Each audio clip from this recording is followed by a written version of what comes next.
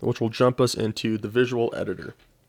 So in the visual editor, this center part right here is called the viewport, and you can change the context of it to 2D, 3D, script, or you can even load the asset library, which is just a bunch of community created assets that you can buy and download, or some of them are free, and it's just a good resource to use, and I'm sure you'll be using it in your game development.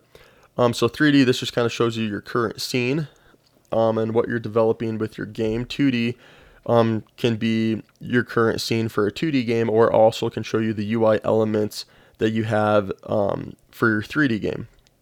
And these will switch, these contexts will switch depending on what you're using in the system. So if you're dealing with a UI object, it'll automatically switch to the 2D.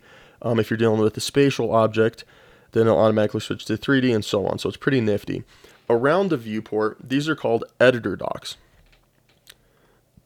And in these editor docs, you can click, something to note real quick is you can click these three dots and you can change the position of them. So I just move the scene over there, say I want the inspector, click that, I can put it over there. You can really customize this a little bit just by selecting where you want things. If you like your layout, then you can go to editor layout and save the layout, or you can delete a layout, or if you mess things up, you can go back to the default. I kind of prefer the default just because that's what I'm used to. That's what everybody sees. It's not confusing, so I'll probably be sticking with that throughout these series of tutorials.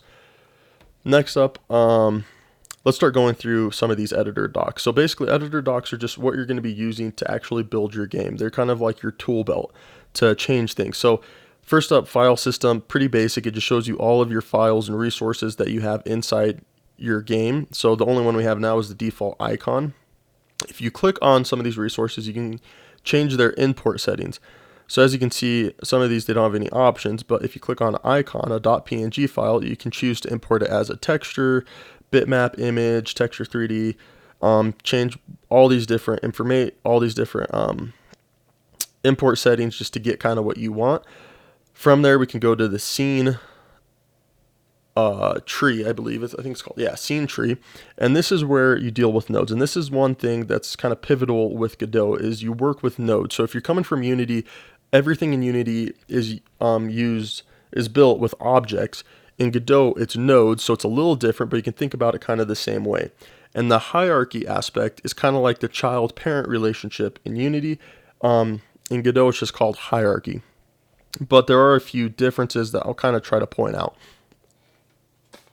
So let's go ahead and just create a 3D scene object. And so it's just kind of default spatial object. You can think of this as like an empty game object. So if I double click this, let's just call it block.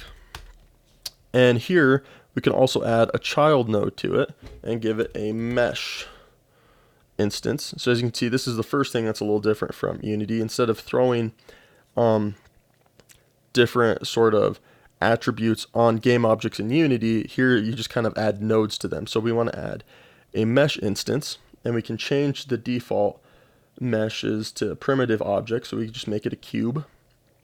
And as you can see, I'm also kind of using the inspector window here, but I'll talk about that in a minute. But so here we have a hierarchy. So underneath block, we have this mesh instance. So this mesh instance is always connected to this block.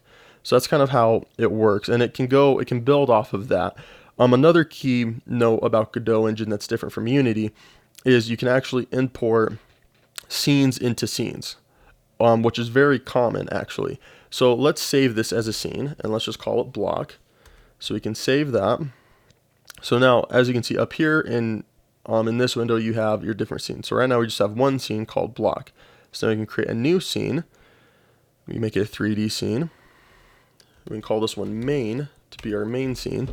And underneath main, let's add that block scene. So scenes are saved in .tscn files, and they're all kind of found right here. And so you can open that, and now inside our unsaved scene, which we have called main, we have this block. So now we can go ahead and save this as main and save. And if we want, we can even add multiple duplicate scenes of the same scene. So now we have another block that we can move out. So we have two blocks here. Now, as you can see, as I was talking about in the scene tree, you have this hierarchy. So underneath main, you have block, and underneath this block, you have another block. So if you actually move the top one, it moves both of them. because, you know, this one's kind of like a child of the top one, so they're connected. You know, anything you do to the top one happens to the bottom. So if you don't want that, you can just drag it out, and now they're independent. And as you can see, automatically rename that to block 2, so they're not named the same thing. So let's go ahead and try to run this program. And as you can see, there's this little warning saying that we haven't defined a main scene, because right now we have 2 scenes and it doesn't know which one's main. If you have 1 scene, I believe it just defaults to open up that scene. But let's just go ahead and press select. We can select our main scene, open. You can change this in the project settings later, but this just kind of gives you an idea. So right here you can see it's a completely blank window, and that's because we don't have a camera in our scene, so we can't see anything. Let's go ahead and stop that.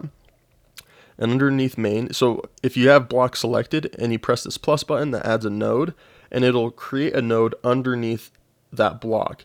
You can also, well, I didn't mean to actually create one, so let's delete that. Okay. Come on, delete. Okay. Yeah, sometimes Godot glitches out a little bit. It is an open source project that's fairly new, so sometimes you get those little bugs, but it's pretty great. So let's select the main. You can also right click it and add a child node, and let's just add a camera. So with this camera, we can move it out so we can kind of see, and you can see this little area. This kind of shows you like the field of view of the camera and where it's looking at. So let's go ahead and zoom out a little bit. We can rotate it so it's pointing at the blocks, and then we can move it out and move it up so maybe we can see a little bit more. So if we preview it, okay, great. Now we can see these 2 blocks. So now if we press the play button, yeah, we'll actually be able to see these 2 blocks. So let's go ahead and talk quickly about the inspector window. So this just shows you all the properties you have depending on what node you have selected. So if we select the camera, we can actually change things like the field of view. So let's preview. We can change the field of view to be wider or more narrow. And all these different properties. If we click the block, we can change things like their location in the world. So we can change the X, Y, and Z, their rotation, scale, all that sort of thing. Something that's kind of cool is this matrix transform. So you can like make some weird wonky shapes that are kind of cool. Let's go like this. Change that. You see how you can kind of like make these weird skewed shapes. That's something that you can't really do in Unity. So it's cool that they give you this option in Godot. So let's go ahead and move that a little over so that way we can see what's going on. Well, it's a strange shape. All right.